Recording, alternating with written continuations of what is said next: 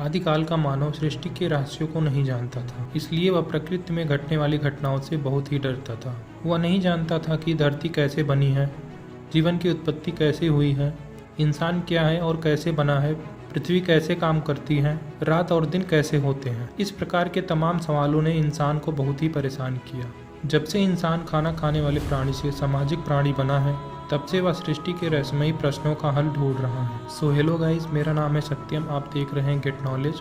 आज की इस एपिसोड में हम ब्रह्मांड के निर्माण के साथ साथ इंसान की उत्पत्ति को भी जानेंगे। आधुनिक काल में विज्ञान की उन्नति ने मनुष्य के अनेकों प्रश्नों का हल कर दिया। लगभग 13 अरब 70 करोड़ वर्ष पहले हमारे इस विराट और अनंत यूनिवर्स का जन्म हुआ। ब्रह्मांड के जन्म की इस थ्योरी को हम बिग बैंग थ्योरी कहते हैं। कुछ समय पहले मर चुके इतिहास के सबसे बड़े साइंटिस्ट स्टीफन हॉकिंग के अनुसार हमारा यूनिवर्स किसी विशाल मल्टीवर्स जैसा हो सकता है, जहां पर हर पल करोड़ों यूनिवर्स पैदा होते हैं और हर पल करोड़ों यूनिवर्स मरते भी हैं। हमारा यूनिवर्स अपनी शुरुआत से ही फैलता चला गया। बिग बैंग की शुरुआती टक्कर में जो ऊर्जा पैदा हुई, उससे मैटर और एंटी मैटर पैदा हुए। इन दोनों की टकराव से शुरुआती 12 प्रकार के एलिमेंट्स बने हैं, जिनमें से एक हाइड्रोजन भी था। हाइड्रोजन के अणुओं से ही हीलियम बना। हाइड्रोजन और हीलियम की यह क्रिया पूरे ब्रह्मांड के कोने कोने में हो रही थी, जिससे अरबों खरबों आकाशगंगा बनी और इसी तरह शुरुआती 5 से 6 वर्षों में ही पूरा ब्रह्मांड जगमगा उठा। हमारी यूनिवर्स की शुरुआत के 8 अरब वर्ष बाद हमारी आकाशगंगा मिल्की वे के किसी कोने में हाइड्रोजन के बादल सघन हो रहे थे। ग्रेविटी के कारण हाइड्रोजन के विशाल बादलों ने हमारे सूर्य का रूप लेना शुरू की। करीब 5 अरब साल पहले शुरू हुई यह प्रक्रिया करोड़ों वर्षों तक चली और इसके केंद्र में बना एक विशाल सूरज, जो आज के हमारे सूरज से काफ़ी बड़ा था। सूर्य बनने की प्रक्रिया में बचे मलबे ने सैकड़ों पिंडों का रूप धारण कर लिया। यह सभी पिंड गुरुत्वाकर्षण के कारण केंद्र में स्थित बड़े पिंड का चक्कर लगाने लगे और इस तरह से बना हमारा सौरमंडल। शुरुआती सौरमंडल में सैकड़ों ग्रह थे, हजारों पिंड थे, लाखों उल्का पिंड थे और करोड़ों अरबों की तादाद में विशाल पत्थर थे, जो अंतरिक्ष में सूर्य का चक्कर लगा रहे थे। 4.5 अरब साल पहले के इस सौरमंडल में बृहस्पति से भी बड़े ग्रह थे और कुछ ग्रह प्लूटो से भी छोटे थे। समय के अंतराल में इनमें से अधिकांश ग्रह आपस में टकरा गए। इन ग्रहों की टक्कर से बिखरे मलबे से इन ग्रहों के चंद्रमा बने, जिससे ग्रहों की संख्या कम हो गई। 4 अरब वर्ष पहले सौरमंडल में 100 के करीब ग्रहों के बीच एक विशाल पिंड जो सूर्य का चक्कर लगा रहा था, उसकी एक दूसरे बड़े पिंड से टक्कर हो गई। इस प्रकार से उस पिंड का 25% भाग मलबे में तब्दील हो गया और 75% बचे भाग धीरे धीरे एक ग्रह का रूप धारण कर लिया। इस तरह से हमारी पृथ्वी का जन्म हुआ और इस टक्कर से पैदा हुए मलबे के ढेरों में से धीरे धीरे एक और छोटे पिंड का रूप धारण किया, जो हमारा चंद्रमा बना। शुरुआती पृथ्वी आज की हमारी पृथ्वी से काफ़ी अलग थी।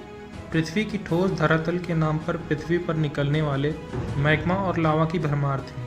उस वक्त पृथ्वी का तापमान 400 डिग्री से 1600 डिग्री सेल्सियस था। ना कोई पहाड़, ना कोई नदियाँ, ना कोई समंदर, बस चारों ओर आकाश से बरसने वाले आग के गोले और धरातल पर बहती आग की नदियाँ। तो कुछ ऐसे दिखती थी हमारी शुरुआती पृथ्वी। करीब 3.8 अरब वर्ष पहले पृथ्वी का तापमान कुछ कम हुआ। धरती पर 20 करोड़ वर्षों से धधकते लावा और मैग्मा के बादल बरसने लगे। तेजाबी बारिश ने 100 करोड़ वर्षों में एक विशाल रासायनिक समुद्र का निर्माण कर दिया।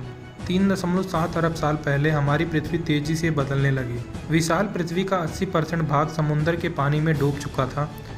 सिर्फ 30% पृथ्वी का जो भाग बचा था, उसमें महाद्वीप टूटने लगे और पृथ्वी के गोल होने के कारण इस टक्कर से विशाल पर्वतों का निर्माण हुआ। पर्वतों के इस निर्माण से फिर से पृथ्वी पर बदलाव आया और समंदर का पानी सूर्य की प्रचंड गर्मी से भाप बनकर इन पहाड़ों पर बरसने लगा और इस तरह से करोड़ों वर्षों में बड़े बड़े ग्लेशियर का निर्माण होने लगा।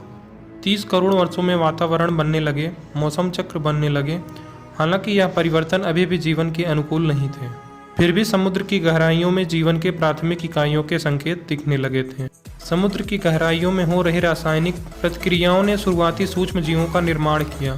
जीवन के इन शुरुआती तत्वों ने पृथ्वी पर स्थित कार्बन डाइऑक्साइड को सोख कर ऑक्सीजन का निर्माण करना शुरू किया, जिनसे कई प्रकार के सूक्ष्म जीव विकसित हुए। उसके बाद करोड़ों वर्षों में इन एक कोशिकीय वाले जीवों से बहुकोशिकीय जीवों का निर्माण होने लगा। करीब 3 अरब वर्ष पहले पृथ्वी काफ़ी बदल चुकी थी। पृथ्वी पर पर्याप्त रूप में ऑक्सीजन था, पानी था, नदियाँ थी और समुद्र के गर्भ में अनेकों छोटे जीव पनप रहे थे। इस दौर में जीवों की अनेकों नई प्रजातियां पैदा हुई, लेकिन जीवन का यह खेल केवल समुद्र में ही हो रहा था। पृथ्वी पर महान पठार थे और वहाँ पर अभी भी जीवन के नाम पर काई जैसा तत्व ही उपलब्ध था, जो धीरे धीरे विकसित हो रहा था। और धीरे धीरे इन पौधों की मदद से बंजर जमीन भी हरियाली में बदलने लगी। जीवों में जो प्रतिक्रिया समुद्र में चल रही थी, अब वह जमीनों पर भी होने लगी थी। लेकिन यहाँ पे ये जीवों में नहीं बल्कि विभिन्न प्रकार की घास की प्रजातियों में थी, जो अलग अलग पेड़ पौधों का रूप ले रही थी। वहीं समुद्र में बहुकोशिकीय जीव विभिन्न प्रकार के कीड़े मकोड़ों में और मछली के रूप में विकसित होने लगे। विकास की तरंग प्रतियोगिता के दौर में कुछ समुद्री जीव ने समुद्र से बाहर निकलकर धरातल पर कदम रखा, जहां उनके लिए प्रतिस्पर्धा बिल्कुल भी नहीं थी। बस उन्हें इस नए माहौल के हिसाब से खुद को बदलना था। 50 करोड़ वर्षों के बाद, यानी आज से 2 अरब 50 करोड़ वर्ष पहले की दुनिया में धरातल पर सबसे पहले कदम रखने वाली मछलियों के वंशज विकास की बेहद कठिन प्रक्रिया से गुजरते हुए विशाल जीवों के रूप में सामने आए और आगे चलकर यही विशाल जीव डायनासोर के रूप में विकसित हुए, जिन्होंने लंबे अरसे तक पृथ्वी पर राज किया। करीब 6 करोड़ साल पहले पृथ्वी से एक धूमकेतु टकराया, जिसने डायनासोर के विशाल साम्राज्य को एक झटके में जड़ से खत्म कर दिया। इस टक्कर ने पृथ्वी के बड़े जीवों का बिल्कुल सफाया कर दिया था और 2 फुट से ऊपर के सभी जीव खत्म हो गए थे। इसके साथ ही पृथ्वी के लगभग 90% जीव खत्म हो गए। जो छोटे जीव बचे, उन्होंने परिस्थितियों का सामना किया। लाखों वर्षों में इन्होंने खुद को कई अलग अलग प्रजातियों में विकसित कर लिया। करीब 1.2 लाख वर्ष पहले इंसान और बंदर की सभी प्रजातियां किसी एक शाखा से निकलकर अलग अलग परिस्थितियों में अलग अलग प्रजातियों के रूप में विकसित हुए। आधुनिक मनुष्य के पूर्वज 1 लाख वर्ष पूर्व अफ्रीका के सेपिया में विकसित हुए। करीब 80,000 वर्ष पहले इंसानों का एक छोटा सा दल नई दुनिया की तलाश में अफ्रीका से यमन के रास्ते 16 किलोमीटर का समुद्री रास्ता पार करते हुए यूरोप पहुंच गया। यूरोप को पार करते हुए करीब 65,000 वर्ष पहले तक इंसान ऑस्ट्रेलिया तक पहुंच चुका था और हिम युग के दौरान करीब 45,000 साल पहले इंसानों ने अमेरिका को भी बसा दिया था। तो ये थी सृष्टि बनने की कहानी। वीडियो पसंद आया तो वीडियो को लाइक करके चैनल को सब्सक्राइब कर लीजिए। मिलते हैं अगले वीडियो में। जय हिंद।